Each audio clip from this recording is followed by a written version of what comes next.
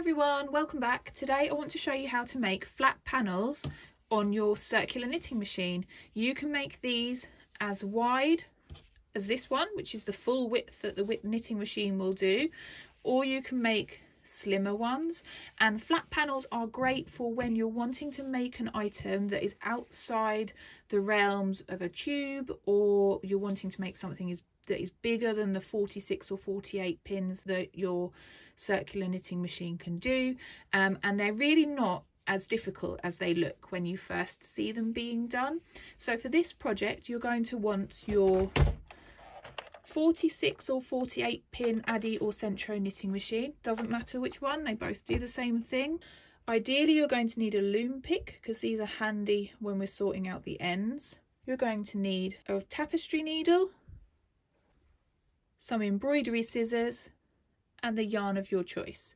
So without further ado, let's get cracking. So when you're making a flat panel, the first thing that you can do if you want to is to switch the switch on the side of your machine from circular knitting to flat panel mode. Make sure you do it when you're past the black pins. What this does is it means that where you could normally crank your machine all the way round, when it's in panel mode, it stops. It will not go further than pin number 3, which will then trigger you to work all the way back.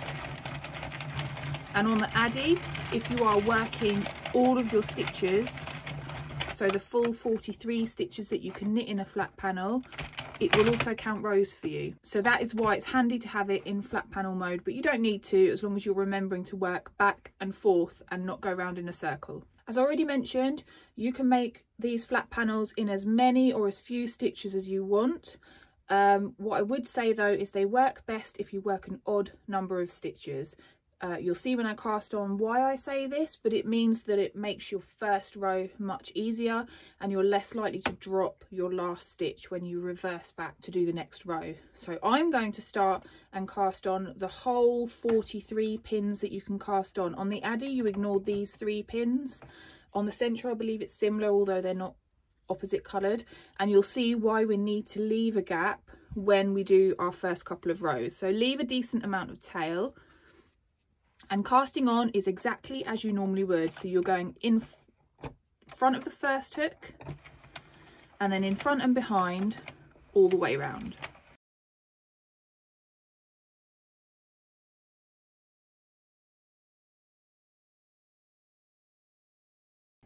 There. So the reason I say it's best to do an odd number of stitches is because by doing an odd number of stitches, your last pin is one that hooks the yarn into the machine rather than being one where the yarn stays behind. You can work an even number of stitches, but it's just a little bit more awkward to make sure that when you start going back that your yarn has taken and that you're not going to drop a stitch. So the most important thing when you get to the end of this first cast on row is that you must make sure that your yarn goes under the bump. So you can either do that by cranking a little bit further until the yarn gets taken under, or you can manually put it under. Then what you need to do is pop the yarn into your feeder.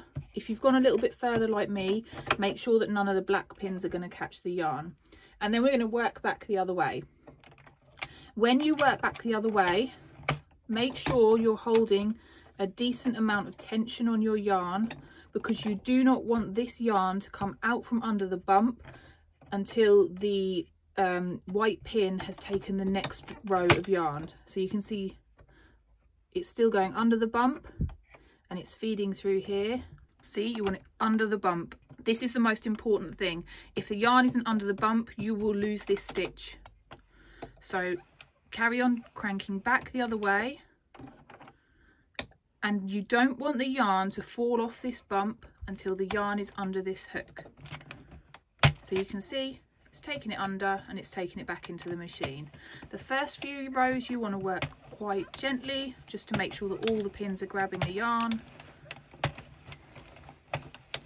and you want to work all the way back to the beginning of the row.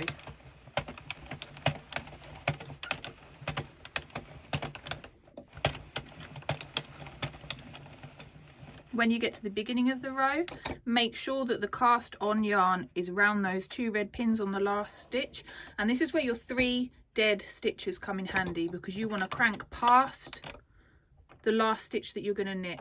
It feels counterintuitive, and it doesn't matter if the black pin takes the yarn. You want to keep cranking until the yarn goes under that bump.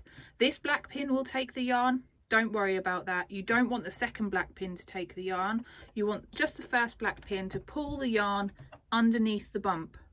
That's the key thing to keeping your stitches in the right stitch count and not losing stitches. And then you will turn back and go the other way, and you want to keep enough tension on this yarn so that it doesn't drop off the bump until it's taken by the white pin.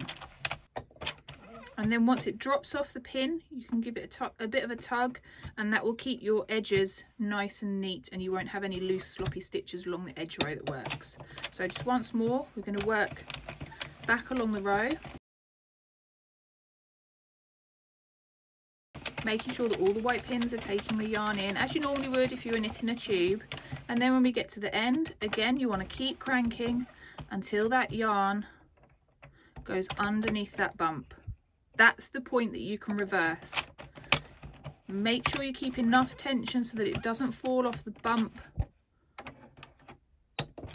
before the pin takes it. Then just give it a bit of a tug. You don't want it too tight, but you want to maintain the tension on your edge rows.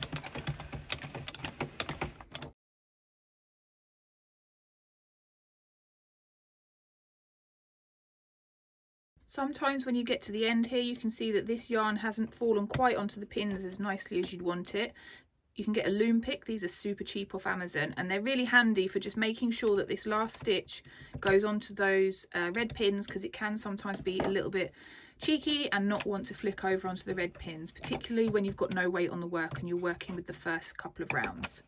So again, we're working to the end of the row here. You can see, because we're at the black pins, you're going to keep cranking until it goes under the bump, and then we're going to reverse. And it's that simple. It's really not as scary and as complicated as it might first seem when you look at it. And you could work panels of any size. You could cast on 5 stitches if you wanted and make a little I-cord. And here we are again at the end of the round. We're going to keep cranking, watch for that bump to go underneath here, and then we're going to reverse.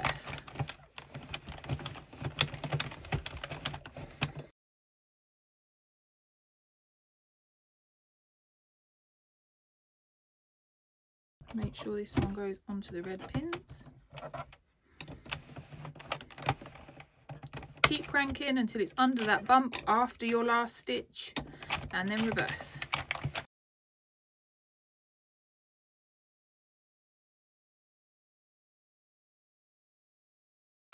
Keep cranking, it's under that bump, and then we can reverse.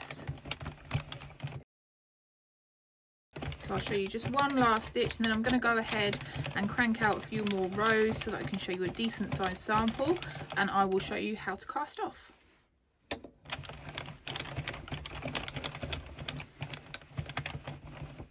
So there we are at the end of the row again. We're going to keep cranking until it goes under that red bump, and then we're going to work our way back.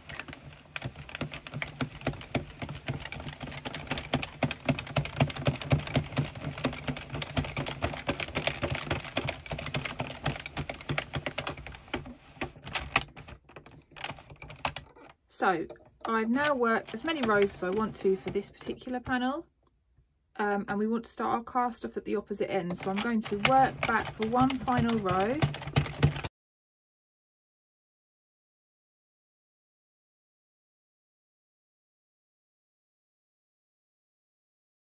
There, and then what you want to do is cut your yarn, leaving a reasonable amount of tail.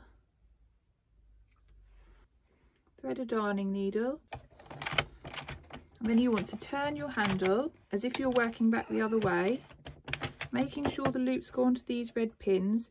And then what you want to do is, as normal, you want to pick up the loops from the machine with your yarn. So we're working along and picking up these loops.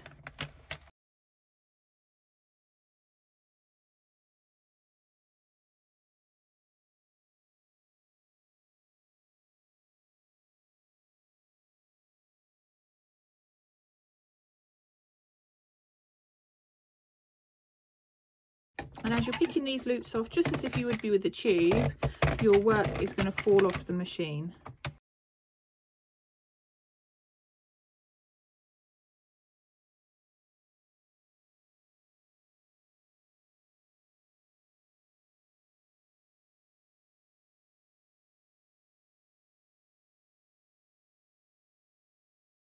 For this last one, it hasn't wanted to go on the red pin, so I'm just picking it up from where it's dangling below.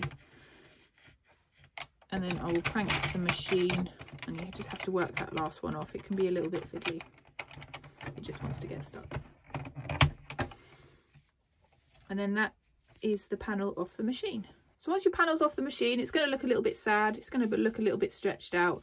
But in the same way as you would with a beanie, you want to give those stitches a stretch. And there you can see you've got, albeit a very small one, a nice flat panel that's ready for you to do what you want it to do. These edges, if you're planning as just keeping it as a flat panel, would need binding off somehow. You can either transfer these stitches onto a set of knitting needles and knit the bind off, or you could crochet them, or if you're wanting to connect a lot of the flat panels together, you can graft them together. And I will show you how to do all of those methods in another video in the future. But for now, we have one finished, ready to go, flat panel. So I hope you've enjoyed this tutorial and found it fairly easy to follow. If you liked it, give me a thumbs up, and I'll see you again for another tutorial soon. Bye!